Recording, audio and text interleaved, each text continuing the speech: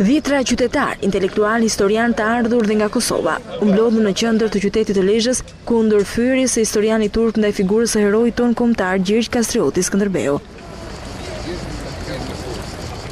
Me flamuj kuqezi në duar, protestuesit marshuan nga qendra e qytetit drejt varrit të Skënderbeut. Ata kërkojnë që të gjithë shqiptarët të ngrihen ndaj ofendimit që u bë kombit shqiptar përmes fyerjes së një figure përfaqësuese si Skënderbeu.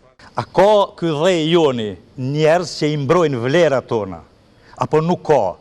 Qoftë kryeministri, qoftë presidenti, a ndjejnë dhimbje 500 vjetë kem qenë të okupum nga një pushtus, dhe ai mas 500 vjetë vjene na përdhos kryeherojnë tonë këtu. Populli shqiptar është sovran vendin e vet, edhe nuk guxon asnjë popull, asnjë politikan i popullit shqiptar nuk guxon me udhëheq politika të huaja. Gjergj Kastrioti Skënderbeu, heroi ynë kombëtar, nuk ka nevojë me mbrojt, por ne do ta mbrojmë. Ai ka mbrojt vlerat europiane, jo s'pa mbrojmë sot na mas 500 vitesh.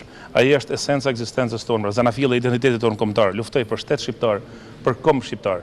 Pak ditë më parë, përmes një video publikuar në rrjetet sociale, shfaqe historiani turk që e quante heroin ton kombëtar Skënderbeu, plaçkitës dhe tradhtar. Pas reagimeve, video u hoq nga YouTube, ndërsa historiani turk u shpall personi pa dëshirueshëm në Shqipëri.